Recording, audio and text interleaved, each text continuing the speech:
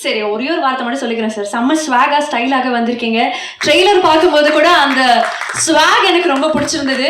ரொம்ப நாள் கழிச்சு ஒரு அவருடைய இரா ஆஃப் கூல்னஸ் அண்ட் ஒரு சார்ம்ல வந்து பார்க்க போறோம்னு நினைக்கும் போது மை ஃபேவரட் சேதுவனா இஸ் பேக்ங்கிற ஒரு ஃபீலிங் தான் இருக்கு. ஸோ நீங்க எங்களுக்காக திரைப்படத்தை பத்தி ஒரு இரு வார்த்தைகள். எல்லாருக்கும் வணக்கம். வந்திருக்கிற பத்திரிகை மற்றும் ஊடக நண்பர்கள் அனைவருக்கும் வணக்கம். Thank you so much. எங்கேருந்து ஆரம்பிக்க தெரியல. முதல்ல இந்த ஃபென்னி ஆலிவர் இந்த பையனை இன்னைக்கு தான் பார்க்குறேன். மார்க் பண்ணி வச்சுக்கணும். நம்ம சீக்கிரமாக படம் பண்ணுறோம். எனக்கு டைரக்டர் ஆகிடும். எனக்கு ஒரு எடிட்டர் இவ்வளோ அப்சர்வ் பண்ணி ரூபன் பேசி நான் கேட்டுருக்கேன். ஜவானில் பேசினப்பில் அப்புறம் நிஜமாக எல்லாரையும் மார்க் பண்ணி எல்லாரையும் பார்த்து எல்லாத்தையும் கவர் பண்ணிட்டீங்க. வாழ்த்துக்கள் உங்களுக்கு. வாழ்க்கை நல்லா இருங்க.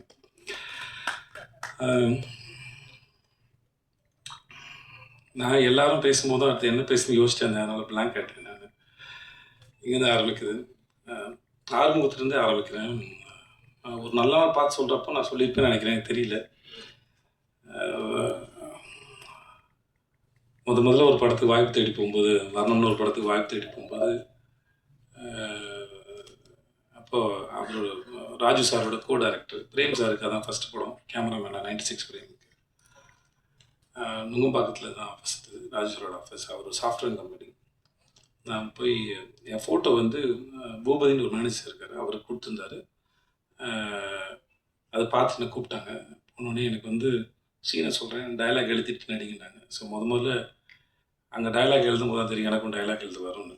ஸோ நானே போய் என்னோடய சீனுக்கு டைலாக் எழுதிட்டு அதுக்கப்புறம் கீழே போய் ஜெல்லு வாங்கிட்டு வந்து தள்ளி தேய்ச்சிக்கிட்டு அப்புறம் நானே என் சீன் எழுதுறதுனால எனக்கு ஃப்ளோ இருந்தது, மாடுலேஷன் இருந்தது.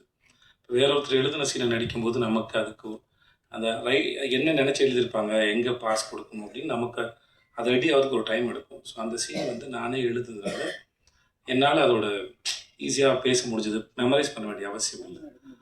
அப்படி வச்சு என்ன எடுத்தார். அப்புறம் வந்து வேற ஒருத்தர் செலக்ட் பண்ணியிருந்தாலும் எனக்கு அவருக்கு எந்த அறிமுகமும் இல்லாமல் இருந்தாலும் இந்த பையன் நல்லா நடிக்கிறான் அப்படின்னு சொல்லி எனக்காக ரொம்ப ஸ்ட்ராங்காக ரெக்கமெண்ட் பண்ணி எனக்கு அந்த வாய்ப்பு வாங்கி கொடுத்தது ஆறுமுகம் தான். ஸோ அதனால் காலத்துக்கும் அது ஏன்னா ஆர்ட்டை பொறுத்த வரைக்கும் மற்ற ஏதாவது டிகிரினா வந்து வெளியே படித்து சர்டிஃபிகேட் கொடுத்துடலாம். ஆனால் ஆர்ட்டை பொறுத்த வரைக்கும் நம்ம நம்பணும். நமக்கு நாமே கொடுத்துற சர்டிஃபிகேட் நினைக்கிறேன். நம்மக்கிட்ட அது வந்திருக்கா இல்லை அப்படின்னு புரிஞ்சுக்கிறது. அதுக்கான சந்தர்ப்பத்தை யாராவது ஒருத்தர் ஏற்படுத்தி கொடுக்கும்போது தான் நமக்கு தெரியும், ஓகே நம்மளால் அதை பெர்ஃபார்ம் பண்ண முடியுதுன்னு. ஸோ அந்த மாதிரியான ஒரு சந்தர்ப்பத்தை எனக்கு ஏற்படுத்தி கொடுத்த திரு ஆறுமுகத்துக்கு எப்பயுமே நன்றி. அதுக்கப்புறம் நடுவில் கொஞ்சம் பக்கத்துக்கான படம் பண்ணும்போதும் நான் ஆப்ஷனில் இல்லை. சரி விஜய் வேணாம் அப்படின்னு தான் இருந்தாங்க. இதுவும் எனக்கு பிரேம் சார் சொல்லி தான் தெரியும். ஆறு தான் வந்து உனக்காக ரொம்ப ஸ்ட்ராங்காக ரெக்கமெண்ட் பண்ணார். விஜயை பார்த்துட்டு ஆடிஷன் பண்ணிவிட்டு ரிஜெக்ட் பண்ணுங்கள், பார்க்காம ரிஜெக்ட் பண்ணாதீங்க அப்படின்னு ரொம்ப ஸ்ட்ராங்காக சொன்னது ஆறு தான் எனக்கு பிரேம் சார் சொல்லி தான் தெரியும். ஸோ அதுக்கும் ரொம்ப நன்றி. ஸோ அதனால் நம்ம நல்லா இருக்கும்போது வர உதவிகள் வேறு. நம்மளே யாருக்கும் தெரியாமல் நமக்கே தெரியாத காலகட்டத்தில் நம்ம மேலே யாரோ ஒருத்தர் வைக்கிற நம்பிக்கை தான் அந்த ஒரு இருண்ட வீட்டில் ஏற்றுற அகல் விளக்கு. அந்த விளக்கை முதல்ல ஏற்றி தொடங்குது அவர் தான். ஸோ அதுக்கு ரொம்ப நன்றி. ஸோ அதனால் அவர் என்ன தான் சொன்னாலும் எவ்வளோ தான் இருந்தாலும் அது அந்த தொடக்கத்தில் இல்லாமல் தொடங்குது. எங்கள் அப்பாவோட கடைசி காலத்தில் வந்து தன் புள்ள வந்து உருப்பிடுமா அப்படின்னு அவர் படுக்கையில் இருக்கும்போது அவர் கேட்டபோது வர்ணம் படத்தில் நடித்த ஃபோட்டோ காமிச்சு, கவலைப்படாத உன் புள்ள நல்லா வந்துடுவான் பாரு, எனக்கு நடிக்க வருது பாரு அப்படின்னு அந்த படத்தை ஃபோட்டோ நான் காமிச்சிருக்கேன். அதனால் வந்து ஸோ எப்படி பார்த்தாலும் சில மூமெண்ட் வந்து அதை உருவாக்குனவங்களும் அந்த சந்தர்ப்பத்தையும் வந்து காலத்துக்கும் அதுக்குள்ளே வந்துட்டு போகிறது வந்து ஒரு ஏதோ வகையில் நம்மளை வந்து உயிரோடு இருக்க வைக்கிதுன்னு நான் நம்புகிறேன், ஈரத்தோட. ஸோ அதனால் அதுக்கு எப்பயுமே நன்றி. மற்றபடி ஒரு நல்ல நாள் பார்த்து சொல்கிறேன். இல்லை இந்த படம் இல்லை லாபங்கிற படத்தை எனக்கு அவர் வந்து எக்ஸிக்யூட் பண்ணி கொடுத்தாரு. நான் ஜனாவுக்கு அந்த படம் பண்ணணும்னு விரும்பினேன். பட் ஏற்கனவே நான் ப்ரொடக்ஷன் பண்ணும்போது என்னோடய ப்ரொடக்ஷனில் சரியாக ஹேண்டில் பண்ண முடியாதனால அவருக்கு ப்ரொடக்ஷன் ரொம்ப நல்லா வரும். அதனால் அவரை கூப்பிட்டு, சார் ஜனாசாவோட படம், ஸோ இதை நீங்கள் எந்த எனக்காக பண்ணி கொடுக்கணும்னு சொல்லி எனக்காக வந்து பண்ணி கொடுத்தது அவர் தான். ஸோ அவர் எனக்கு அதுக்கும் ரொம்ப நன்றி. ஸோ அதனால் இது அந்த நான் அவருக்காக நிறையா விட்டு கொடுத்தேன் அந்த மாதிரி எதுவும் இல்லை. ஸோ அவர் பண்ணது நிறையா எனக்கு பண்ணியிருக்காரு. ஸோ ரொம்ப நன்றி சார். அப்புறம் இந்த இதில் முடிஞ்சிச்சு. இந்த பையன் ஜஸ்டின், எனக்கு இவனை ரொம்ப பிடிக்கும். ஏன்னே தெரியாது. சில பேரை இல்லை அவன் மியூசிக் டைரக்டர் நல்லா மியூசிக் பண்ணுவாங்கிறதுனால இல்லை, அது அவனுக்கே தெரியும். ஃபர்ஸ்ட் டேலேருந்து இல்லைடா சந்தேகம் இல்லைல்ல. ஏன் தெரியாது, சில பேர் எனக்கு பார்த்த உடனே பிடிக்காது. அது ஏன்னு எனக்கு தெரியாது. சில பேரை பார்த்து ரொம்ப பிடிக்கும். அவங்க நல்லவங்களா கெட்டவங்களாலாம் எனக்கு தெரியாது. ஆனால் வந்து எதனாலேயும் தெரியாது, சில பேரை எனக்கு பார்த்தா பிடிக்கும். அதனால் அப்படி எனக்கு பார்த்தோன்னே ரொம்ப பிடிச்சது. நானும் ஒன்றும் அவனும் அடிக்கடி சந்திச்சுக்கிறதோ பேசிக்கிறதோ குசலம் விசாரிச்சுக்கிறதோ அப்படிலாம் எந்த பழக்கமும் கிடையாது ரெண்டு பேருக்கு நடுவில். ஆனால் எப்பவுமே அவனை உரிமையாக வந்து என் சகோதரனை போல் நடத்துறதும் ரொம்ப முக்கியமான ஒரு ஆளாக இருக்கிறதும். ஆனால் ரெண்டு பேரும் ஒன்றும் எப்பயாவது தோணுச்சுன்னா ஃபோன் பண்ணி பேசுவேன். மற்றபடி பெரிய பரிமாற்றமோ அப்படிலாம் எதுவுமே இல்லை. ஆனாலுமே அவனை ரொம்ப பிடிக்கும். ஸோ ஜஸ்டின் இந்த படத்தில் ரொம்ப அற்புதமாக வேலை பார்த்துருக்கேன். அதை நான் சொல்ல தேவையில்லை. ஒரு முறை கீரவாணி அவனை பற்றி பேசினதை வச்சுருந்தேன். எனக்கு ரொம்ப பெருமையாக இருந்தது. அவன் கூட பிறந்திருந்த இல்லை அவங்க வீட்டு ஆளுங்க எவ்வளோ சந்தோஷப்படுவாங்களோ எனக்கு அவ்வளோ சந்தோஷமாக இருந்தது. நம்ம வீட்டு பிள்ளையை பற்றி இன்னொருத்தர் பேசுறது, ஒரு மிகப்பெரிய ஆள் பேசுறது எவ்வளோ சந்தோஷமாக எனக்கு அவ்வளோ சந்தோஷமாக இருந்தது. ஜஸ்டினோட ஒர்க் வந்து இந்த படத்தில் மிக பிரமாதம். ரொம்ப அழகாக பண்ணி கொடுத்துருக்காங்க. ரொம்ப நன்றி ஜஸ்டின். அப்புறம் அவினாஷ் சார் பார்க்குறது தான் கரடுமுடா இருப்பாப்ல. நம்ம குழந்தைங்க வாங்கி கொடுத்த கரடி பொம்மை மாதிரி இருந்தாலும் ரொம்ப சாஃப்ட்டு. எப்படி இந்த குழந்தை இத்தனை வருஷமாக இந்த உலகத்தில் கரெக்டாகவும் வளர்ந்துச்சுன்னு எனக்கே தெரியல. But really is very cute. நான் எப்படி சொல்கிறேன்னு தெரியல. வயசில் பெரியவர்னால மரியாதை பேச வேண்டியதாக இருக்குது. இல்லாட்டி தம்பி என்னப்பா சாப்பிட்டியா அப்படின்னு தான் கேட்கணும். Is such a cute. எப்படி சொல்கிறேன்னு தெரியல. அவர் பேசும்போது கவனிச்சிருப்பீங்க, ஒரு மாதிரி ரொம்ப எக்ஸைட்டடாக அப்படியே ஒரு மாதிரி இருந்திருப்பாப்புல. ஆள் தான் கொஞ்சம் ஜிம்முக்கெலாம் போய் அந்த பாடி டைட்டாக இருக்கும். மைண்ட் வந்து ரொம்ப சாஃப்ட், ஸ்மைலி பால் மாதிரி இருக்கும் அவரோட மைண்ட் தெரிஞ்சுருக்கு. அப்புறம் மிஸ்டர் ரொமான்டிக் வில்லன் சந்தேகமாக இருக்கும். இவர் குட்டா பேடானே தெரியல. இன்ன வரைக்கும் எனக்கு கண்டுபிடிக்க முடியல. நடுவுலேயே இருக்கிறீங்க, என்னன்னு தெரியல. குட்டா பேடா எனக்கு தெரியாது. இவரோட எத்தனை வருஷம் பழனாலும் கண்டுபிடிக்க முடியாது போல. சில பேரை பிடிக்கும், சில பேர் பிடிக்காது, சில பேர் புரியவே புரியாது. அந்த மாதிரி ஆள் தான் எனக்கு. என்னமோ தெரியல, ஏதோ டேஸ்ட்டுக்கும் போது எனக்கு தோணுச்சு அவருக்கு. I don't know, sometimes I feel. அதனால சொன்னேன், சார் ஏதோ உங்களுக்கு நல்ல நேரம் ஆரம்பிச்சு சார் அப்படின்னு தோணுன்னு சொன்னேன். சரி, ரொம்ப நேரம் பேசிட்டு போது ஏதோ இதில் வந்துச்சு. ஒரு சில சமயம்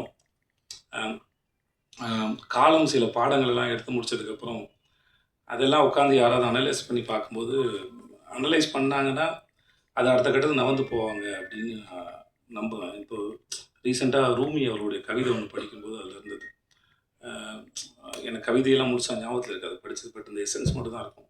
எசன்ஸை வந்து ஒவ்வொரு நாளும் நம்ம எந்திக்கும் போது சில சமயம் வந்து ஒரு ஒரு அற்பத்தனம், ஒரு சந்தோஷம், ஒரு சின்ன அவேர்னஸ், இந்த மாதிரி சில விஷயங்கள் வந்துட்டு போகும். அதோடு சேர்த்து வஞ்சனையும் வரும், துரோகம் வரும், அவமானம் வரும். இதெல்லாம் ரொம்ப தூரத்துலேருந்து வருது. அது ஒவ்வொரு முறையும் நம்மளை வந்து சேரும்போது அதை ஒழுங்காக பராமரித்து பத்திரமா பாதுகாத்து, ஒரு விருந்தினர் போல பாதுகாத்து அவர் பத்திரமா அனுப்பி வைங்க. ஏன்னா அது நம்மளை அடுத்த கட்டத்துக்கு நகர்த்தி போகிறதுக்கு அது வந்துட்டு போகுது, மிக முக்கியமானவங்க அப்படின்னு அந்த கவிதை பேசும். அந்த மாதிரி தம் வாழ்க்கையில் ஏற்பட்ட அனுபவங்களை உட்காந்து அழகாக பேசி அலசி ஆராய்ஞ்சு வழி அனுப்பின ஒரு ஆள்னு நினைக்கிறேன் அவர். அதில் அவருக்கு நல்ல நேரம் இருக்குன்னு நான் நம்பினேன். அதை வச்சு நான் சொல்லியிருப்பேன்னு நினைக்கிறேன். ஸோ அதனால் மனசில் வந்து சார் சொன்னேன் சார், தேங்க்ஸ். ஆனால் மிஸ்கின் சாருக்கு செல்லமாக வச்ச பேர் வந்து டெஸ்டோஸ்டிரோன் 3, அதே மனசில் வச்சுக்கோங்க. அவர் அதெல்லாம் கூப்பிட்றத விரும்புவாப்பில். இது கைத்தட்டி ரசிக்கிறது வந்து அவருக்குள்ளே இருக்க அந்த சின்ன பையன் வந்து ரொம்ப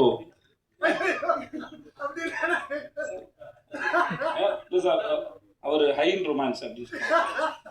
ரொம்ப ரொமான்டிக் ஃபெல்லோ, இருந்தால் வயசே ஆகாது. மார்க்கண்டேன் மாதிரி சார். அப்புறம் ஆர்ட் டைரக்டர் சார்,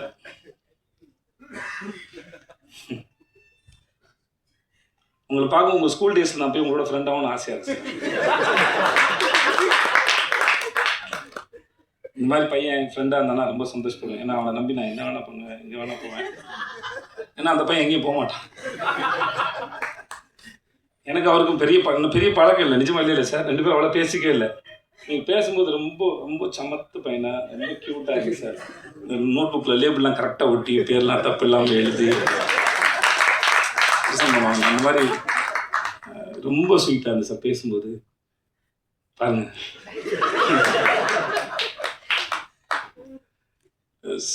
நிஜமாவே ரொம்ப ரொம்ப நல்ல சார். நான் சொல்லி முடிச்சப்பறம் உன் மூஞ்சை பார்த்து யோசிச்சிருக்கிறேன் சார். தெரிஞ்ச பையனா சார்? தெரியாது. ரொம்ப நன்றி சார் உங்களோட ஒர்க்கு. சப்னா வந்து இதுக்கு முன்னாடி வந்து சப்னா ரைட்? ஓகே. என் கூட மாஸ்டர் ஷெஃப் ஒர்க் பண்ணாங்க. ரொம்ப அற்புதமான டிசைனர். இந்த படத்துக்கு ரொம்ப பிரமாதமாக பண்ணி கொடுத்துருக்காங்க. சில ட்ரெஸ் போடும்போது நானே வந்து சப்னா திட்டிருக்கேன். இதெல்லாம் என்னோட இதுவே கிடையாது சப்னா, என்னை ஏன் டார்ச்சர் பண்ணுறலாம் கேட்டிருக்கேன். ஸோ இன்றைக்கி ஸ்க்ரீனில் பார்க்கும்போது நல்லா இருக்குது. ரொம்ப thanks Sapna, thanks so much. அப்புறம் எங்கள் கேமராமேன் ருக்மிணி, ஐயோ சாரி மறந்துட்டு போகிறேன். ருக்மிணி வந்து வெள்ளை பேப்பரா இல்லை புரியாத புக்கானே தெரியாது. எதுவுமே கண்டுபிடிக்க முடியாது ருக்மிணியோட எக்ஸ்பிரஷன்லேருந்து. But such a sensible artist. தன்னோட சீன் என்ன, தன்னோட வேலை என்ன, அதை எப்படி பண்ணணும், அதை ரொம்ப ஆழமாக புரிஞ்சுக்கிட்டு சின்சியராக பண்ணக்கூடிய ஆர்டிஸ்ட். அதான் எந்த அளவுக்கு சின்சியர்னா, நம்ம போகிற லொக்கேஷன் எது, அந்த ஊர் எப்படிங்கலாம் படிச்சுட்டு வந்துடுவாங்க. அந்த அளவுக்கு ரொம்ப ரொம்ப சின்சியரான ஒரு ஆர்டிஸ்ட். நான் கூட சொன்னேன் பாருங்கள் ப்ரொமோஷன் வீடியோவே எந்த மாதிரி மூடில் இருக்குன்னு கேட்டுக்கணும். இல்லை ஒரு நாள் ஏதோ ஒரு ஷூட் பண்ணும்போது நானும் திவ்யா இந்த ஒரு காரில் போயிட்டு இருந்தேன் சார். நானும் திவ்யா ருக்மிணி வந்து காரில் போகிற மாதிரி ஷார்ட் அது. அப்போ சொன்னாங்க அந்த ஊர் என்ன, பிஃபோர் இண்டிபெண்டன்ஸ் அது எப்படி இருந்தது, மலேசியாவோட இண்டிபெண்டன்ஸு, பிரிட்டிஷ் இருக்கும்போது எப்படி இருந்தது, இதெல்லாம் எவ்வளோ படிச்சு என்னமா வந்தீங்க அப்படின்னு கேட்டேன். இல்லை சார் இந்த ஊருக்கு வரதுனால இந்த ஊரை பற்றி தெரிஞ்சுட்டு வந்தேன் சார் அப்படின்னாங்க. எனக்கு ரொம்ப ஆச்சரியமாக இருந்தது. இதெல்லாம் தெரியாமல் கூட வாங்கலாம், ஜாலியாக தான் இருக்கும். எல்லா விஷயத்தையும் முன்னாடியே தெரிஞ்சுக்கிறது. இப்போ ஒரு வாரம் கழிச்சு நடக்க போகிறது என்ன, ஒரு மணி நேரம் கழிச்சு நடக்க போகிறது என்ன, இல்லையோ ஏதோ ஒரு விஷயத்த தெரிஞ்சுட்டான். தப்புன்னு சொல்ல வரல, அது ரொம்ப சிறந்த விஷயம். பட் சில சமயம் தெரியாமல் கூட வாங்கலாம். ஏன்னா எனக்கு வராதால அது வரணும் அப்படின்னு சொன்னார் வெளியே. மற்றபடி அவங்க பண்ண தப்புன்னு சொல்ல வரல. பட் ஆனால் இந்த மாதிரி ஒரு ஊருக்கு வரதே ப்ரிப்பேர் ஆகிட்டு வரவங்க தன்னோட வேலைக்கும் பண்ண போகிற காட்சிக்கும் எல்லாம் வந்து நிறைய ப்ரிப்பேர் பண்ணிட்டு வந்தாலும் அது அடாப்டபுளாகவும் இருப்பாங்க, புரிஞ்சுப்பாங்க. இல்லை நான் ப்ரிப்பேர் பண்ணிட்டேன், நான் படிச்சுட்டு வந்துட்டேன், இதைத்தான் நடிப்பேன் அப்படின்லாம் அடம் பிடிக்கிற ஆள் இல்லை. Wonderful artist. Thank you so much. Thank you. நீங்கள் எல்லாரையும் சொல்லிட்டேன்னு நினைக்கிறேன் இல்லையா? திவ்யா ஒரு ஆக்டர், திவ்யான்னு ஒரு ஆக்டர் நடிச்சிருக்காங்க. அவங்க ஏற்கனவே வந்து காத்தவர் 2 காலம் நடிச்சிருக்காங்க. யோகி பாபு ஆக்சுவலாக சொல்ல போனால் இந்த படத்தில் இன்னொரு ஹீரோ வந்து அந்த ஆள் தான். யோகி பாபு தான் இந்த படத்தோட இன்னொரு ஹீரோன்னு சொல்கிறாங்க. எனக்கு யோகி பாபு எப்பயுமே ரொம்ப ஆச்சரியப்படுது. யோகி பாபு ரொம்ப ஆச்சரியப்படுத்துறது ஏன்னா இவ்வளோ படங்கள் நடிக்கிறாங்க, இவ்வளோ சீன்ஸ் வருது. இப்போ நான் ஒரு பாண்டியராஜ் சார் கூட தலைவன் நடிச்சிருக்கேன், ஜுங்கால் நடிச்சிருக்கேன். பட் ஆனால் ஒவ்வொரு முறையும் எப்படி அந்த மூளை இவ்வளோ யோசிக்குது, இவ்வளோ கவுண்டர்ஸ் போடுது, அது ரொம்ப ஆச்சரியப்படுத்துது. என்னை வந்து நான் ரொம்ப ஆச்சரியப்படுறேன். அவரோட சிந்தனையும் சரி, அதை என்டர்டெயின் பண்ணுறதாக இருக்கட்டும் சரி. அங்கே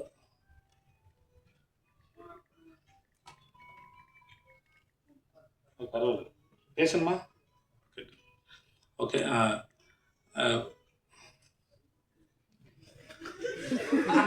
சரி அவர் பண்ணலாம், அவர் தான் இங்கே பிஆர் யுவராஜ், அவர் பண்ணலாம். எனக்கு யோகி பாபு எப்பயுமே ரொம்ப ஆச்சரியப்படுத்துவார். அவரோட ஒர்க் பண்ணும்போது நான் இத்தனை படம் ஒர்க் பண்ணியிருக்கேன். அவரோட டைமிங்கு சில சமயம் வந்து அங்கே இருக்கட்டும், டப்பிங்கில் ஒன்று போடுவார். நானே டப்பிங் பேசி முடிச்சுட்டு சொன்னேன் நான், சார் நான் சிலது இம்ப்ரூவைஸாக பண்ணியிருந்தேன்னா சார் திருப்பி வந்து அவரை கூப்பிட்டு அவரோட படம் போட்டு காமிச்சு திரும்பி பண்ண சொல்லுங்கள் சார், அவர் திடீர்னு ஏதாவது போடுவார் சார் அந்த மனுஷன். ஸோ நிறைய இடத்துல அவரோட இம்ப்ரூவைஸ் பண்ணது, சில சமயம் நடிக்க முடியாமல் நானே சீனில் சிரிச்சிருக்கேன். அவரோட எக்ஸ்பிரஷனாக இருக்கட்டும், ஹீ இஸ் ரியலி ரொம்ப டேலண்டடான ஒரு மனுஷன். அப்புறம் நடுநடுவில் வந்து படம் டைரக்ட் பண்ணுறது கதையெல்லாம் சொல்லுவார், ரொம்ப நல்லா இருக்கும். நான் ஒரு முறையும் பேசும்போது தலைவா டைரக்ட் பண்ணிடுங்க தலைவா, ரொம்ப யோசிக்காதீங்க. ஏன்னா அவர் ரொம்ப நல்லா யோசிக்கிறார். சும்மா உட்காந்து டைம் பாஸ் பண்ணி நான் பார்த்தே இல்லை யோகி பாபு. யோகி பாபு யாரோ ஒருத்தராவது இன்ட்ராக்ட் பண்ணுறாரு, ஏதாவது பேசுகிறாருன்னா ஏதாவது ஃபன் இருக்கும். எனக்கு ஒரு முறையும் ஆச்சரியமாக இருக்கும். எனக்கு எப்பயுமே என் கூட நடிக்கிற நடிகர்களோ இயக்குநர்களோ இல்லை யாரோ ஒருத்தர் சந்திக்கிற நபரோ அந்த மூளை எப்படி ஃபங்க்ஷன் ஆகுது, அது எப்படி சிந்திக்குதுங்கிற ஆச்சரியம் வந்து எனக்கு எப்பவுமே இருந்துகிட்டே இருக்கும். அது எனக்கு பல முறை என்னை ஆச்சரியப்படுத்துகிறார் Yogi Babu. One of the very sensible actor, very good actor. அந்த மூஞ்சில் என்ன பண்ணாலும் உட்காருது, என்ன பண்ணாலும் அதை கேரி பண்ண முடியுது, அவ்வளோ கான்ஃபிடண்டான ஒரு ஆள். நான் ரீசெண்டாக அவரை பற்றி நிறைய நெகட்டிவ்ஸும் பார்க்குறேன். ஆனால் நான் ஒர்க் பண்ண அனுபவத்துன்னு சொல்கிறேன், அந்த ஆள் வந்து ரொம்ப தங்கமான மனுஷன், ரொம்ப சிந்திக்கக்கூடிய ஒரு மனுஷன், அற்புதமான ஒரு வேலைக்காரர். அவரோட வேலை பார்த்த இந்த அனுபவம் வந்து மிக சிறந்தது. இந்த படத்தோட இன்னொரு முக்கியமான தூண்னு சொன்னால் அது யோகி பாபு நான் சொல்கிறேன். அவ்வளோ பிரமாதம் பண்ணியிருக்காரு. இந்த படத்தை நிறைய இடத்துல வந்து அருண் திருப்தி பாட்டுக்கப்ப thanks to Yogi Babu and Ramya Divya. Divya வந்து ரொம்ப திவ்யா என்ன ஒரு சப்போர்ட்டிங் ரோல் பண்ணியிருக்காங்க. அது நீங்கள் ட்ரெயிலரில் பார்த்துருப்பீங்க. அவங்க ரொம்ப அற்புதமான ஆக்டர். திவ்யாவுக்கு ரொம்ப நன்றி. Thank you so much. I think நான் யாரையும் விடல நினைக்கிறேன். Thanks to N DOP sir. நான் காந்தி டாக்ஸ்னு ஒரு சைலண்ட் ஃபிலிம் பண்ணேன். மராட்டி டைரக்டர் கிஷோர் பலேக்கர் சொல்லிட்டு. எனக்கு அதுதான் வந்து கரண் சார் வந்து அறிமுகம். அவர் சல்மான் சார் ஃபிலிம் தான் பண்ணியிருக்காங்க. இந்த படத்துக்கு கேமரான்னு பார்த்துட்டு இருக்கும்போது நான் தான் சொன்னேன், சார் எனக்கு அவரோட ஒர்க் ரொம்ப பிடிச்சிருந்து, ரொம்ப ஃபாஸ்ட்டாக வந்தது.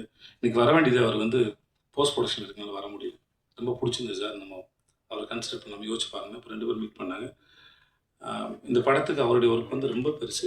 Thanks to Karan sir and Sam CS and everybody. யாராவது விட்டோம்னா ஆக்சுவலி அட்ரஸ் டீம் அப்படின்னு பசங்க எல்லாருக்கும் ரொம்ப நன்றி. வந்திருந்தவங்க எல்லாருக்கும் ரொம்ப ரொம்ப நன்றி. Okay, thanks. Thank you so much Sethu sir. உங்களுடைய நீண்ட கால நட்பு கேட்கறதுக்கு ரொம்ப வியக்கத்தக்கதாக இருந்தது. அதுக்கும் ஒரு பெரிய நன்றி. அண்ட் இப்போ எங்களுக்காக பிரஸ் அண்ட் மீடியா நண்பர்கள் இங்கே இணைஞ்சிருக்கீங்க. உங்களுக்கான தருணம் இதுன்னு நினைக்கிறேன். படம் சார்ந்து நீங்கள் கேட்குறோன்னு நினைக்கக்கூடிய கேள்விகள் காஸ்ட் அண்ட் க்ரூட்டை இப்போ கேட்கலாம். இது படம் சார்ந்து மட்டுமே இருக்கிறோம் அப்படிங்கிறது